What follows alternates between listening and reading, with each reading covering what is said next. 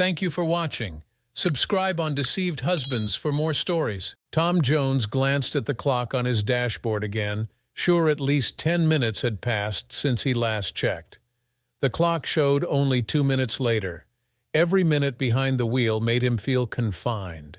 He wanted to get home as quickly as possible to share his good news with his wife, Linda.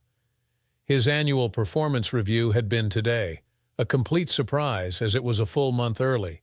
Even now, the meeting played back in his mind. Receiving a summons to his regional vice president's office, Tom had entered to find his personnel folder on the desk before Dave, his boss. The next 20 minutes could best be described as a meeting of the Tom Jones fan club, as Dave went from one glowing commendation to another. However, it was the last 10 minutes of the meeting that Tom considered to be the highlight of his day, heck, the highlight of his career. "I've been discussing this with the other vice presidents," Dave explained, "and we'd like to offer you a choice between two positions." Tom could only sit there stunned as Dave continued. "Your first option would be to formally take my old position heading up the department," Dave informed him. This wasn't entirely unexpected, as Tom had been pretty much doing the job already. "Your other option," Dave continued, suddenly breaking into a grin, "would be to head up the team that will be launching our new Tokyo location." Tom was certain the look on his face was priceless, being equal parts shock and confusion. Dave, for his part, just chuckled and waited for his friend and subordinate to process what he just heard. After a few moments, he continued, "In a nutshell, you'd be promoted to a regional vice president position and would be responsible for our Japanese operations," Dave concluded, pushing a piece of paper across the desk for Tom to review. The benefits outlined were generous, to put it mildly. Taking a long moment to compose himself, Tom gently returned the page to the desktop and directed his attention to the air of such glad tidings. "I'd love to be able to give you an answer right now," he began, "but I can't do so until I have the chance to discuss this with Linda." "I understand," replied Dave. "Why don't you take the rest of the day off, and you can give me your answer in 2 weeks." At last, Tom's car pulled into his driveway, the clock on the dash reading 3:05. Practically bouncing in his seat as he waited for the garage door to finish opening, he was surprised to see the garage empty. Linda must have had a meeting somewhere, he realized, and decided to wait until she returned home to surprise her with his good news. After a few minutes' thought, Tom decided he could make the most of this opportunity and take care of those projects around the house he'd been promising to get done for these long months. A quick trip to the master bedroom saw him shortly changed into jeans and a ratty shirt, and he began his new chores with a vengeance. One by one, all those honeydew items were being crossed off. Finally, the only task left was to tackle his office. Oddly enough, she called it his when it needed cleaning, though they both made ample use of it. But this thought wasn't one he considered as he entered the room, a large garbage bag in his hand. He had decided that the mountain of clutter on the desk should be the first thing to go, so he reviewed each item before setting it aside for filing or circular filing it right then and there in the previously mentioned garbage bag. "Junk mail, junk mail, junk mail," he muttered as he scanned each item. Suddenly he stopped. The page in his hand was a credit card statement, one he was certain Linda had canceled months ago. He quickly checked the date and found that the statement was current. His eyes, however, continued down the page, where the lingerie stores and men's clothing stores didn't stand out nearly as much as the 5 lines from the Grand Hotel downtown. Tom's world suddenly shut down as his mind retreated to those happier times in the past. Tom was the oldest of 4 children born to Sam and Janice Jones. Raised in Madison, Wisconsin, he had been a bright student and had gone on to the University of Wisconsin on an academic scholarship, where he pursued a degree in information systems and technology. While not really shy, he also had no need to be terribly outgoing. He attended the occasional party, made friends, and dated from time to time. His studies, however, were his first priority until he met Linda Parker. He had found himself at an outdoor party, one of those last gasp bashes before the spring semester ended and everyone left for the summer. People, perhaps realizing that their time there was coming to an end, seemed to party harder, play rougher, and be louder and more outrageous. At parties like that one, anything could and sometimes did happen, and it was for that very reason that Tom didn't normally attend them. However, the guest of honor was a good friend of his who was completing his final semester, so Tom had decided to stop in for a beer or two. It only took a moment, really, for chance to bring the two of them together. Both had been waiting in line for a beer when someone had an accident and sent 2 full glasses of brew flying in their direction. Neither Tom nor the girl in front of him had come away unscathed. He remembered the beer that had hit him had soaked the front of his shorts, while she had found her shirt completely soaked. While embarrassed for his own state of being, Tom found himself mortified by the situation this unknown woman found herself in. Though, truth be told, he also couldn't help but notice just how attractive she was now that the liquid had turned her white blouse into a sheer see-through garment. To her everlasting relief, suddenly there was a large denim button-down shirt thrust into her hands, and Tom, now in just his shirt and soaking wet shorts, helped rush her to the nearest bathroom, where she quickly donned the dry and opaque garment. Tom, now that the girl had been taken care of, truly realized just how embarrassing a situation he was in. Stopping only long enough to let his friend, the guest of honor, know what had happened, he beat a hasty retreat back to his apartment, chalking the entire night up to the fickle nature of life in general, and fate in particular.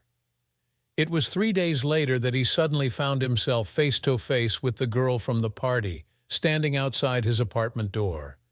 He found her absolutely intriguing, as she returned the shirt he had donated and had thought was gone forever. It turned out that she had asked around at the party and had spoken with his friend, the guest of honor, who had given her his address. They parted with each other's phone numbers, which led to coffee, then to a date, followed by dating, and at long last to engagement and marriage. Tom recalled how all their friends said they made a beautiful couple, and he supposed it was true in Linda's case. 5'7" tall and weighing all of 120 pounds, with hair lustrous and rich brown with red accents, a 1,000,000-megawatt smile and green eyes, she had an almost enchanting beauty to her. Her body, while most definitely possessing all the right curves in the right places, was also remarkably athletic and toned. No, she'd never walk a New York runway, but hers was a timeless beauty that might have seen Greek warriors launch 1,000 ships at one time. Tom was no slouch himself, though he was one of those men who really didn't know just how attractive women found him. Over 6 feet tall, he was trim and muscular, having been involved in martial arts since childhood. The exercise had been a wonderful way to take out his teenage angst and had benefited his body wonderfully. Most wouldn't notice this, as Tom wasn't vain enough to wander around naked to the waist for no reason whatsoever, but an attractive couple they most certainly were. Upon graduation, Tom went to work for a major player in the information security and encryption field, while Linda put her degree in business management to good use and began working for a local charity as their office manager. Their marriage was a simple affair. Neither was much for horse-drawn carriages or flocks of doves flying to celebrate. Instead, they focused on making a wonderful event for themselves and their guests. It was a testament to the two that virtually every single person invited attended, and the church was filled to overflowing for their nuptials. The reception was a heady affair with laughter, tears of joy, and happiness in ready abundance, Tom recalled. But it wasn't all happiness and joy, and Tom soon found himself recalling how, after 5 years of marriage, Linda approached him to discuss starting a family. By this time, Tom had been earning enough to pay all their bills for quite some time, and she had set all her income aside so that they could make a down payment on a house. This would be the perfect time for her to quit taking the pill and for them to start building a family.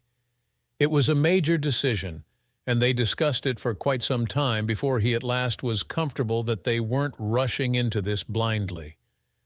A smile crept across Tom's face as he recalled the joy of their eager attempts to get pregnant, the nights and the more than occasional day of wild sexual abandon. But the smile evaporated as his memories continued. The days and nights trying to conceive grew into weeks and months, and eventually they both sought medical assistance to make sure everything was fine. It wasn't. To Linda's dismay, she learned that she was incapable of conceiving as her eggs weren't maturing in her body prior to her monthly cycle. The end result was that she could carry a child, though it wouldn't have her genetic material. Tom was her rock during this time, there for her to cling to steady and support her, to provide some stability in her now chaotic world. He did his utmost to not only tell her but show her just how he felt about her, and that he was truly blessed that she was a part of his life. Between his love and support, as well as the services of a therapist, Linda slowly reclaimed her life and her bearings. However, now that pregnancy was out of the picture, Linda had swung to the opposite end of the spectrum and no longer wished to have a house full of children. Adoption was a taboo subject, as Tom soon discovered, as was IVF or other possible procedures. Instead, Linda announced her intention to return to charity work, but this time as a volunteer. "I can do so much more work this way," she explained. "Before, I could only manage one office, but now I can volunteer for a variety of programs that I feel drawn to." Tom truly wanted the best for her, and even though he was surprised that she chose to just announce her decision instead of discussing the possibility as they both usually did, he again put his complete support and encouragement behind her choice. The years went by, and sure, both Tom and Linda became accustomed to their circumstances and lifestyle. No longer newlyweds, they still found themselves enjoying the youthful explorations of each other 2 or 3 times each week, or at least they did until things at work had become so chaotic over the past 7 months.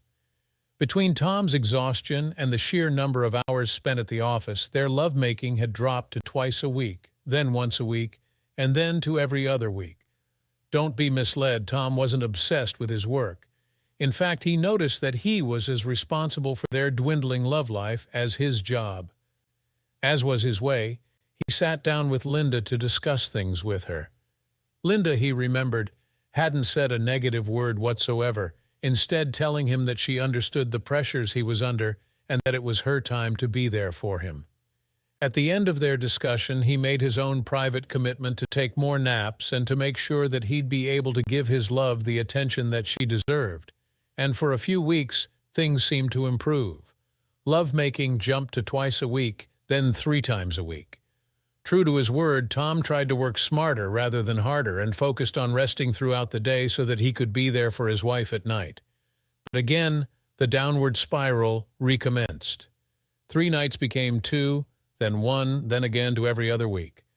When asked, Linda explained that she was doing this for him and that she was sure that once things were resolved at work, they'd more than make up for it all. They hadn't made love in almost a month, Tom now realized. He had become so focused on keeping things under control at work and on simply loving his wife at home that he hadn't even considered the last time they'd made love. Now it seemed he knew why she wasn't concerned. But Tom quickly realized he didn't actually know. He certainly had his suspicions, but he was not the type of man who would just allow a suspicion to be treated as a solid fact. Oddly enough, it was this realization that brought him back to the present. He'd have to talk with Linda, he knew. Perhaps there was a logical reason why these charges were appearing, and on a card which he had been led to believe she had closed. Perhaps he was mistaken, that it was another account he was thinking of, and that these purchases were something she did for her charity work. Still, there was that subtle little voice in the back of his mind questioning those possibilities. It was now after 7:00 and still Linda hadn't returned. More than 4 hours had passed since he returned home, and over 2 had elapsed since he discovered the mysterious credit card statement. Tom was now sitting in his den with 2 fingers of Jack Daniel's single barrel and a glass over ice, slowly sipping the burning amber liquid while he mentally ran through various ways to bring up the matter with his wife. Finally, at 8:15, the sound of the garage door opening made its way through the house. Sitting in the den, Tom watched as his wife hurried into the house, a nervous look on her face when she saw him in the den. Her nervous look was quickly replaced with a smile that seemed a bit out of place with her slightly disheveled appearance. There wasn't any one thing that glaringly stood out of place, but everything seemed just a little off. Her hair was slightly messy, but not a mess. Her clothes appeared well worn, though not rumpled, but taken as a whole, it was disquieting nonetheless. "You're home early, honey," Linda said, still standing in the kitchen, virtually as far as she possibly could get, yet still remain in his line of sight. "When did you get home?" Tom opened his mouth to answer, but for some reason the words did not come out as he had intended. "Oh, a little while ago. Where were you, honey?" "Oh, I got a call around 4:00, letting me know there was an emergency meeting at 6:00, came her reply. "So I quickly changed and headed out." Perhaps it was the bourbon which allowed him to keep his face neutral and friendly when the obvious lie hit him.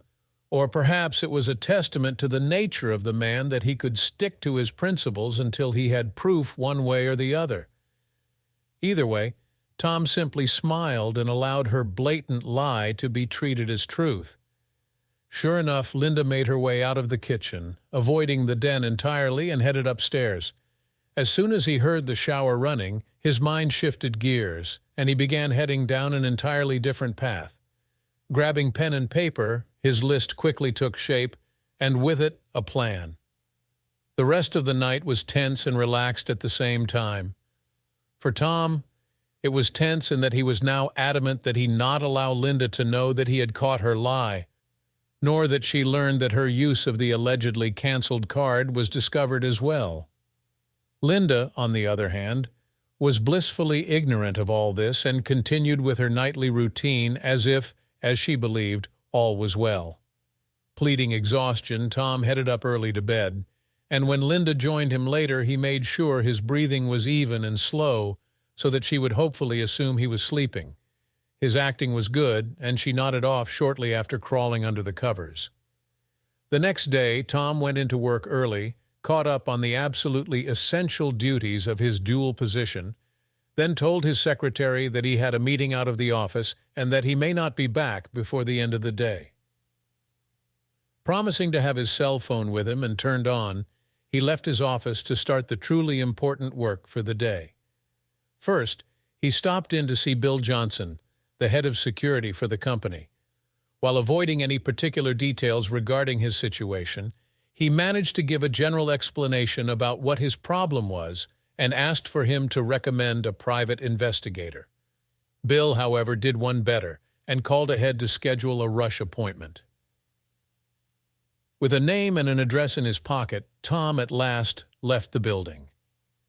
Alex Stone was a perfectly ordinary man, Tom observed.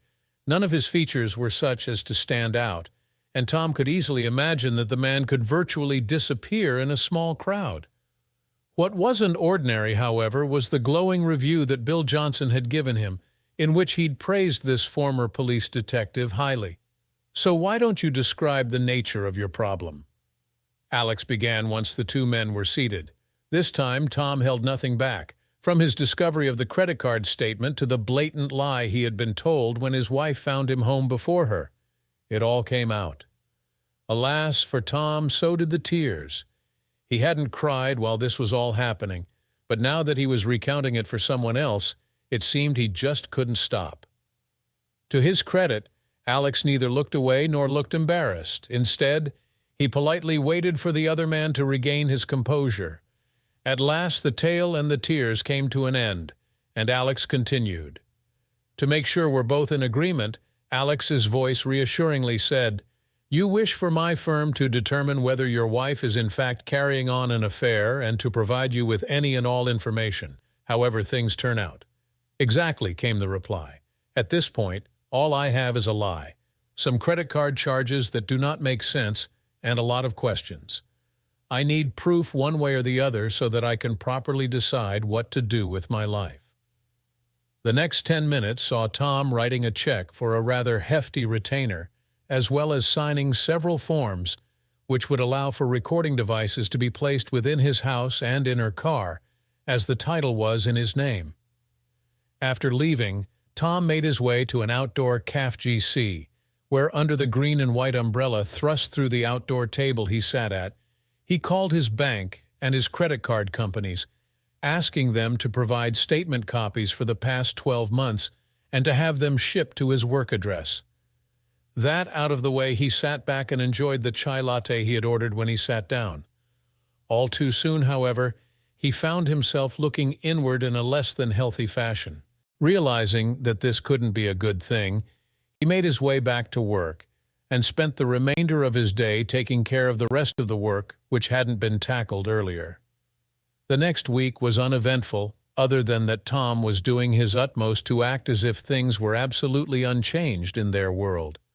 Somehow, he managed to be as much the old Tom that he could remember being, including the gentle touches and occasional kisses that had been part of their interaction together. Linda, thankfully, seemed not to notice anything that may have been missed from his earlier behavior, and so the days went by. 1 week became 2, and things were unchanged. Linda and Tom still were not intimate, and Linda seemed not to notice that they were now well over a month since their last lovemaking. When Tom at last got the call from Alex Stone, he all but flew from his office, quickly making his way across town to meet with the investigator. The look on Alex's face, however, told Tom all he needed to know. "I'm sorry," was all that Alex said as he laid the folder in front of his client. "All the documentation is inside, but allow me to give you a brief explanation of what we found." Tom's mind was numb. It was all he could do to face the man across the desk from him and pay attention to his words. Alex Stone continued, "As you suspected, your wife is meeting a man at the Grand Hotel downtown. She meets him twice weekly on Mondays and Thursdays, and at his house on Wednesdays. Photos and a DVD containing video footage we were able to obtain have been included in your package, as has a transcript of those sessions and calls recorded at your house and in the car. There is an additional copy for your attorney as well. Again, I'm truly sorry that your suspicions were correct." With that, Tom left the investigator's office, making his way back to his own. Once again sitting behind his desk, he picked up the phone and called his boss, Dave. "I need to pop in and see you," Tom said. "Got time?" It took 3 minutes to make his way to Dave's office, and another 10 seconds after Dave saw the look on his face to switch from pleased boss to concerned friend. Tom filled his friend in on his home situation, then completely surprised his boss. "I need the number for a great divorce attorney," Tom started, "and then I want to take that job in Tokyo," he concluded. "Tokyo?" Dave asked. "You're sure?" "Dave," replied Tom, "after all this is said and done, I'm going to need to get away to someplace where I'm not going to see Linda in every building or event. I figure another continent should do the trick nicely. Besides," he finished with a half-hearted chuckle, "now that I don't have a personal life to speak of, just think of how much work I'll be able to accomplish." The promotion was approved with a start date set for 2 weeks from that day. Dave also approved a 2-week vacation at the company's expense prior to that, so that Tom would have time to take care of any necessary business before heading to his new assignment. "Well, it looks like you don't get to call me boss anymore," Dave concluded as he walked Tom to the door. "Until your next promotion, that is." Tom answered with a grin. "I'll see you when I come back in 2 weeks to pack my things. Thanks again for that referral." Stopping at his office to collect the financial documents he had shipped to him at work, he quickly left for the day. At the appointed time, Tom entered the law offices of Hartman, Pierce, and Douglas. He gave the receptionist his name and sat down to wait for his meeting with the attorney Dave had called. Moments later, he was ushered into an office where he met his attorney, Karen Pierce. Rising from behind her desk to shake his hand, he noticed that she was tall, dark-haired, and very relaxed. In fact, her demeanor began to rub off on him, which helped as he began explaining his situation to her, from his first discovery to his hiring of the private investigator and the results of their surveillance.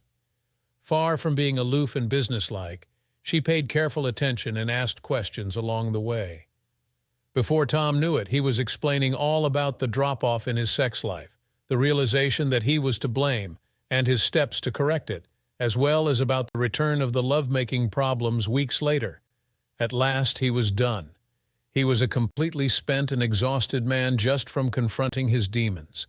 Karen reviewed her notes, then faced her client. "So what are your goals?" she asked. "In this state, you have the option to file for irreconcilable differences, which will basically be a procedural matter. As long as both parties sign the divorce decree, then it'll move through the court system and be approved anywhere from 90 to 120 days from the time it's filed. However, if you're to divorce for cause, such as for adultery, then you're looking at an actual court case which will raise your costs significantly. Either way, since this is a no-fault state, the courts won't consider the reason for divorce when dividing the marital assets unless specified otherwise in the decree. Things will be divided evenly between the two of you.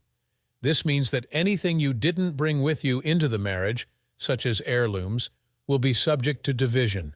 Shall be entitled to half of all the financial assets, including your pension and retirement package, no matter how you file." "Wait a minute," countered Tom. "When we married, we both worked. She chose to go into volunteer work after we discovered we couldn't have children. It's not like she couldn't have gone back to work or anything. I don't think it's very fair that she might be able to take half of what ill accrue in the future. There are options we can pursue for alternative compensation, but it'll have to be something she agrees to in the end," Karen replied.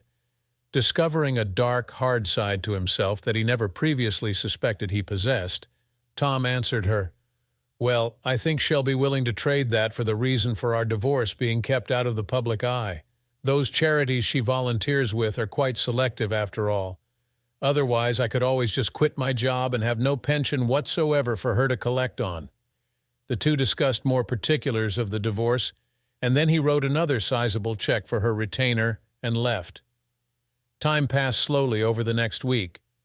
Tom was taking care of the incidentals that were necessary for his upcoming move down under and had rented a hotel room at the local budget inn to act as his base of operations while he was on vacation.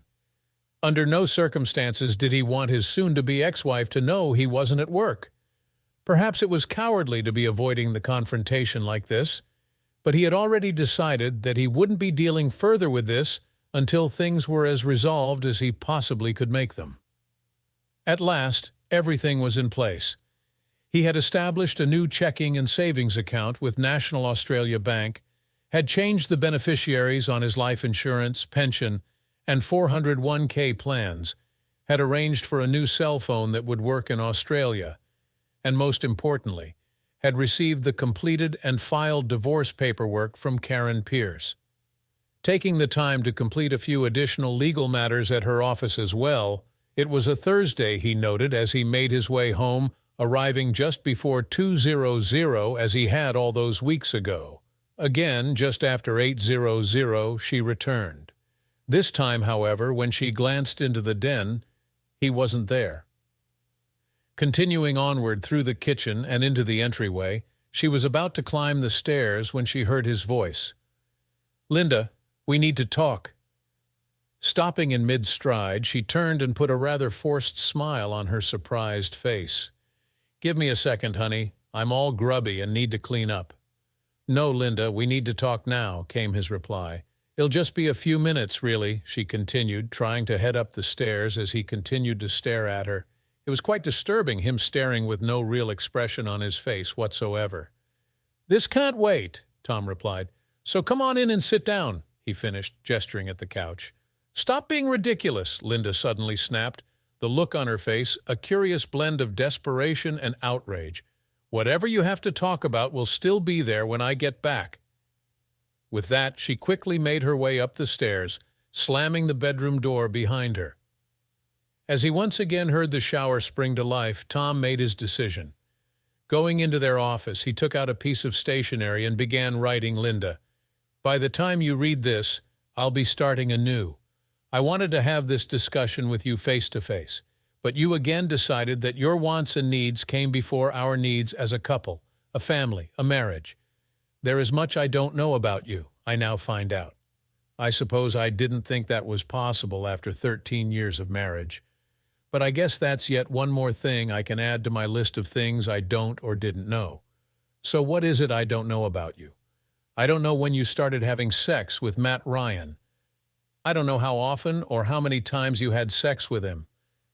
I don't know how you could come back home and act like you did, as if all was right if a little strained because of my schedule between us. I don't know if you love him, nor do I know if you were planning on leaving me for him. What I do know, however, is equally substantial. I do know that the only time we discussed our marriage and lovemaking was when I brought it up. I do know that I have never, either overtly or tacitly, given my approval for our relationship to expand beyond the bounds of monogamy. I do know that you've used money I've earned to finance this sordid little affair, and most importantly, I know this. As far as I'm concerned, it ends here and now. I know that I've made sure our joint accounts are frozen pending the outcome of the divorce negotiations. I know that a household maintenance account has been established to cover the utility bills until the divorce is finalized, and that all our joint credit cards have been canceled. Yes, all of them. I'm including $500 per month for food and incidentals until you can find another job. But the days of your free ride, no pun intended, are over. Below this letter is a copy of my petition for divorce.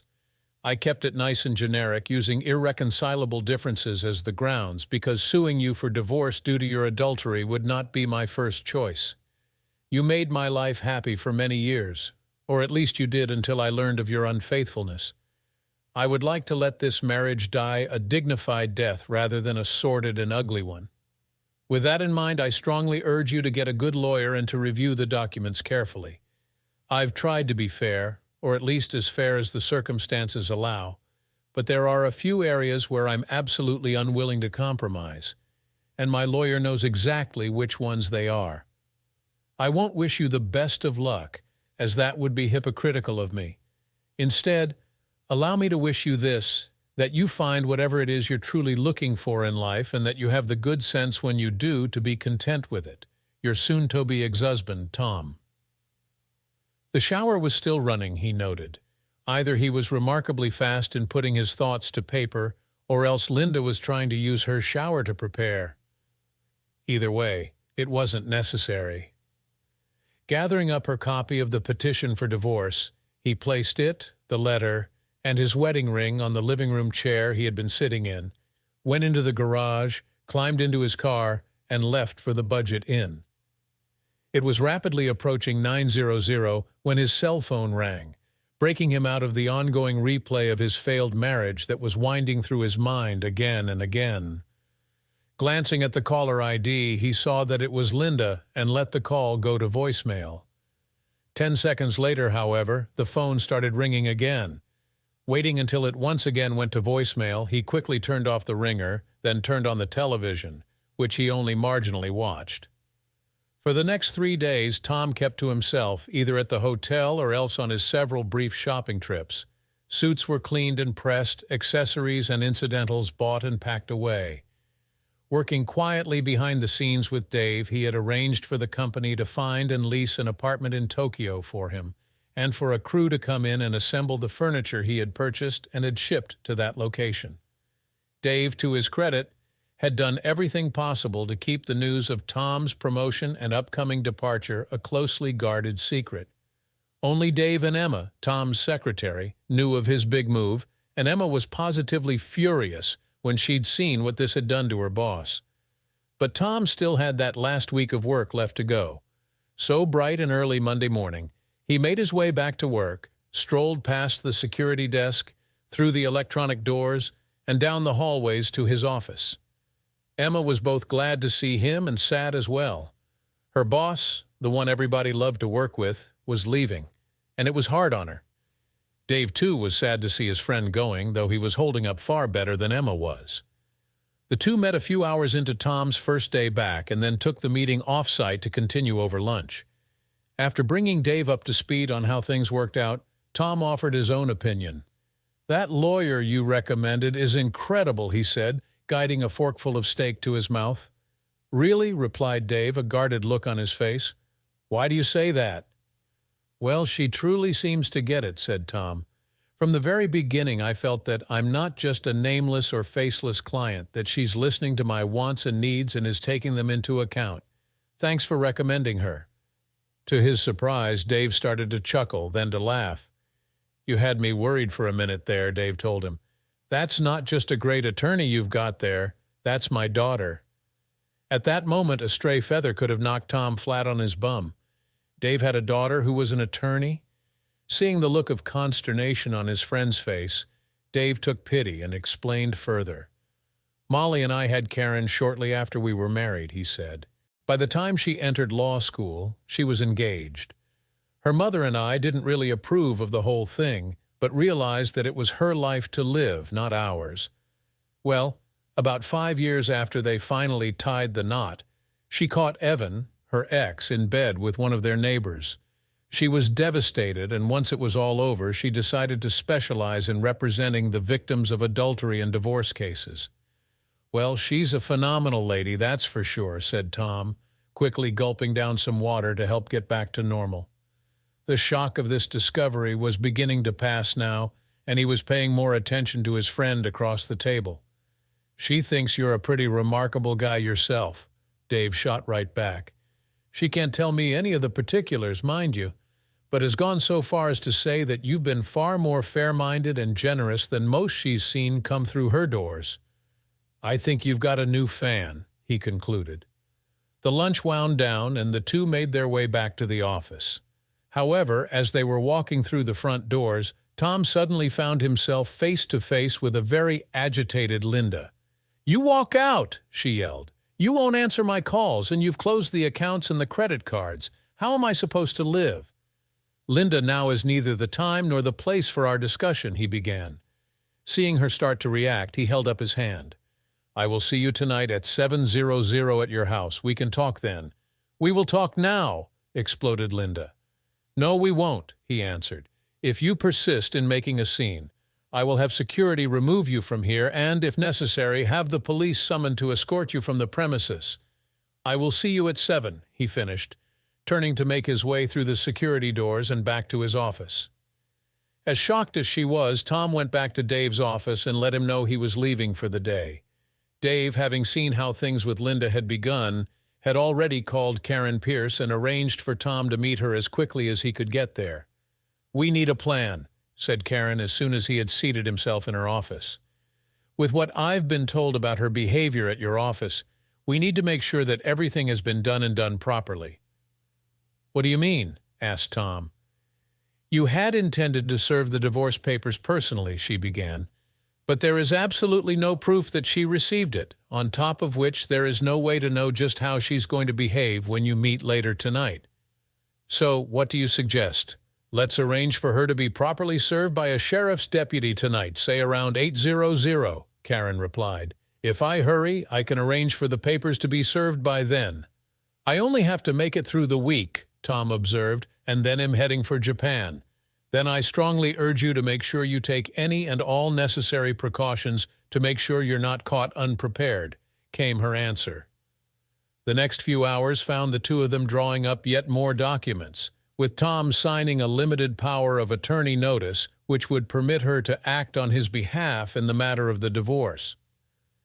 Tom also made 2 tapes, the first being a videotape deposition where he went through everything that had led to this point, from finding the unexpected bank statement to hiring a private investigator, and lastly, to engaging an attorney and seeking divorce. The second tape, however, was much shorter. Once they had wrapped up any loose ends that either of them could think of, Tom suggested that the two go for an early dinner. To his surprise and delight, she quickly agreed, and they headed for a local bistro known for its tasty meals and generous portions. As they ate, they also discussed possible problems and how to deal with them, and by the time Tom left to meet at his former home, he felt much more confident about his position. Tom realized that things were going to be every bit as difficult as he had feared from the moment he rang the doorbell at 7. His first attempt to ring the bell left him still standing on the front stoop, and a second attempt had no better luck. After a third unsuccessful try, he had turned to walk back to his car, only to have the front door finally open when he was midway down the sidewalk. "You could have just come in, you know," Linda's voice carried down the walk. "It's your house, too, after all." "Not anymore," he replied every bit as loudly, letting his words carry forth where perhaps the neighbors could hear. "Assuming the petition goes through as I submitted it, the house is yours." As he once again reached the stoop, Linda stepped back from the open doorway and gestured for him to come inside. Turning away from the still open door and walking toward the living room, closing the door behind him, Tom followed shortly thereafter, noticing as he did so that the large manila envelope containing the divorce papers was still sitting on the chair he had left it upon. With that in mind, he quickly chose the other armchair, as he had no intention whatsoever of sharing the couch with her. "You wanted to talk, Linda," he said as the silence between the two deepened. "So I suggest you start talking." Evidently, that was all the incentive she needed as she launched her verbal attack. "You need to stop this nonsense immediately," she snapped at him. "This is not how a marriage is." "Was this what you wanted me to talk to you for?" he quickly countered. "Was our meeting to simply be a vehicle for you to make absurd demands and state the obvious?" Linda was stunned. This was not how she had anticipated their conversation would go. By this point, she had been living for so long with her own preconceived notion of what was appropriate that it had never entered her mind that she couldn't have both her husband and her lover, and that all she needed to do was put her foot down for everyone to fall into line. Tom, however, wasn't behaving as she wanted, as she expected. "And you're right that this is not how a marriage is," he continued, deepening her shock. "This is how a divorce is." "Well, I don't want a divorce," came her petulant reply. Tom was well and truly stunned, to say the least. Where was the woman he had known all those years ago? The one who had a solid head on her shoulders that was used for more than just spouting nonsense. "Whether you want one or not is pretty much irrelevant by this point," Tom observed aloud, eliciting a glare from Linda. "Darling," she tried, appearing to soften a bit, "you have to realize that in our circles, it's all about appearances. A divorce just won't do." Suddenly, it was all clear to him where things had gone wrong, why she was behaving the way she was, and saddest of all, while there was absolutely no chance for them any longer. As Linda sat there with a self-assured and smug look upon her face, he put all the pieces together and, glancing at his watch, made his decision. "Well, let me explain a few things to you," came his quickly but carefully considered reply.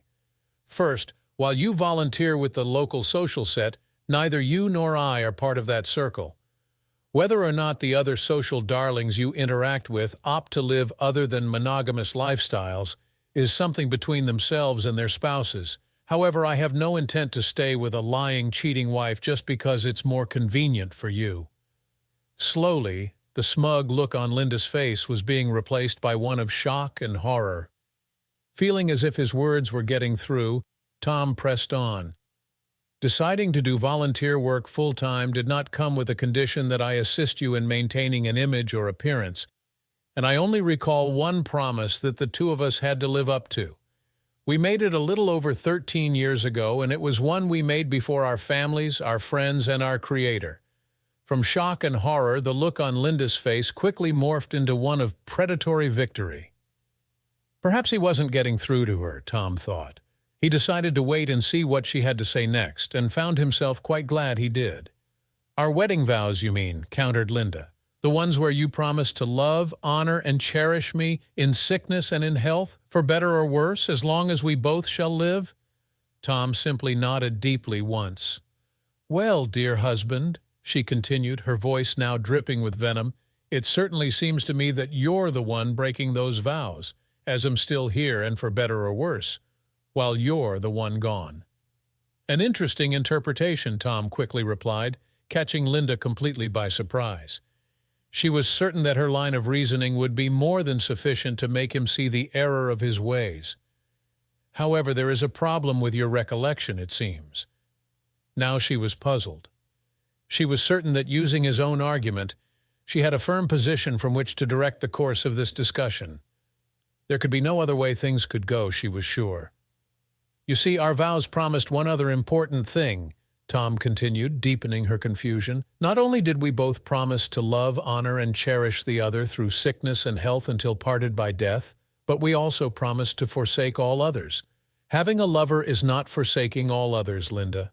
Tom relaxed in his chair, seeming to wait for her reply. After a few moments, she began to speak. I never meant for you to find out, she started, fully expecting him to stop her right then and there. At first, I was so frustrated with all the long hours you were working, and one day at a meeting, I confided in a few of the others there. When they suggested I take a lover, I was shocked. But as the weeks went by, they kept explaining to me how having someone on the side allowed them to still give their husbands a solid home life while allowing for their needs to be taken care of as well. Well, that's interesting, Linda, replied Tom. But whatever gave you the idea that our situations were in any way similar to theirs? You were working all those hours and were always so tired when you got home, she answered. His reply was again lightning quick. Yes, I was. But you'll also recall that I was the one who brought up the subject and that the two of us discussed it and came up with ways to make this less stressful for the both of us. At no point in that conversation did I hear you asking about taking a lover, nor did I ever imply that doing so might be a solution I would find acceptable. Once again, glancing at his watch, he quickly stood and made his way to the door. Confused, Linda rose behind him and followed. As he reached the entryway, there was a loud knock, and when Tom opened the door, Linda could see the brown-clad shape of a sheriff's deputy in her doorway. It's for you, Tom said, stepping to the other side of the officer of the law. Linda Jones, the man asked. Yes, you've been served, came the deputy's reply as he placed a packet of documents into her hands. Deputy, came a female voice Linda had never heard before. Could you please take a good look at this woman and verify that she is in no way harmed? Yes, ma'am, he replied, and gave her a good long look. As Linda looked on, the deputy and Karen Pierce escorted Tom back to his vehicle and watched him drive away before the attorney climbed into her own car and left in the opposite direction. The deputy was the last to depart, waiting until Linda had closed the front door before he started his engine and pulled away from the curb. Tom's cell phone rang as he was driving, and when he looked at the caller ID and saw it was Dave calling, he quickly picked up the call. How did it go? He asked. Well, I know where she got that harebrained idea in her head from, Tom answered. It's from those society biddies she volunteers with. Our marriage is well and truly dead, and now we only need the last rites of a divorce decree to complete the job. Well, I've got another surprise for you if you want to take advantage of it, Dave tentatively offered. Care to head down under a couple of days early? I'd love to, came the reply. Then stop in here tomorrow morning and pick up the revised itinerary and tickets. Your apartment is ready for you, and the building manager will be alerted to your early arrival, Dave was now gleefully informing his friend. For his part, Tom slept like a baby during the flight across the Pacific Ocean. Linda was slow to react even after their meeting, and it was more than 2 weeks later that she finally contacted an attorney.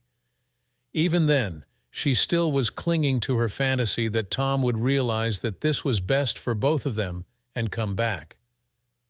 When her attorney found out who was representing Tom, the discussion he had with her did not leave Linda feeling very hopeful, yet she stuck to her guns. There would be no divorce. She would refuse to sign any papers. 2 weeks after hiring her attorney, and almost 5 weeks after Tom had left the country, Linda found herself seated with her attorney in a conference room at Karen Pierce's offices. A few minutes after they had been seated, Karen entered, and Linda quickly recognized her as the tall, elegant woman from the night she was served by the deputy. "Where's my husband?" snapped Linda. "Your husband is not here," came the measured reply. Linda still did not know that Tom had left the country, and Karen was under strict orders that she should not be told unless it came out in court. "I have been, however, empowered to act on his behalf in these matters and have been given very specific instructions as to how I am to proceed in his divorce from you, Mrs. Jones." Linda wasn't buying it. Her own preconceived notions wouldn't let her entertain the idea that he had written her off for good. "I don't believe you. I want to hear it from him," came her petulant reply. Very well, Tom's attorney agreed with surprising equanimity as she lifted a remote control and pointed it at the television on the wall behind her. Shortly, Tom's face appeared on the screen and he began to speak, seemingly directly to Linda. Good day, everyone. Today is July 1st, 2024, and I am Tom Jones. It is 4:47 in the afternoon, and as my job will have me out of the area for the immediate future, and because I have absolutely no desire whatsoever to see my soon-to-be ex-wife, I am making this tape to provide concrete and, I hope, incontestable instructions for my attorney of record, Karen Pierce, to follow with regard to my divorce from Linda Jones, NGCAE Parker. It is my full intention to pursue a divorce based upon the grounds of irreconcilable differences, as I cannot manage to reconcile myself to my wife's decision to take a lover or lovers. To that end, I have crafted a divorce petition which provides for an equitable division of our marital assets, with the exceptions being that I keep my 401k and retirement accounts in their entirety, and in exchange, Linda will receive sole ownership of our home. As it is paid for, the equity alone will more than compensate her for any money she may feel entitled to from those parts of my estate I wish to keep for myself. I have already made arrangements for the title to her vehicle to be placed in her name, and for the deed to the house to be amended as such once my petition is agreed to. In the interim, I have made additional arrangements for a household maintenance account to be established and for any and all utility bills to be paid from said account. I am also providing a stipend of $500 per month to be used for food and incidentals at my soon-to-be ex-wife's discretion. However, if she wishes to continue buying lingerie and other items for her dates, then she will need to find employment, as I will not increase my stipend to allow for her continuing along the path which led to the end of our relationship. As far as the subject of alimony is concerned, I am willing to offer alimony commensurate with what her projected income would be had she not left her previous employment and had instead been receiving yearly merit-based pay increases. I feel this is incredibly generous, as it was her decision and her decision solely that she not return to work after she had left. Her volunteer work was a choice she and she alone made, and I am not willing to move beyond my offer in this regard. Lastly, much like our wedding vows, this is an all-or-nothing issue. That means you either accept my terms, all of them, Linda, or else my attorney will follow my secondary set of instructions. They are quite simple. If, for whatever reason, this agreement cannot be reached, then the grounds for my divorce will change to adultery, and I will name your lover, Matt Ryan, in my suit, as well as in an alienation of affection suit seeking monetary damages for his part in the destruction of my marriage.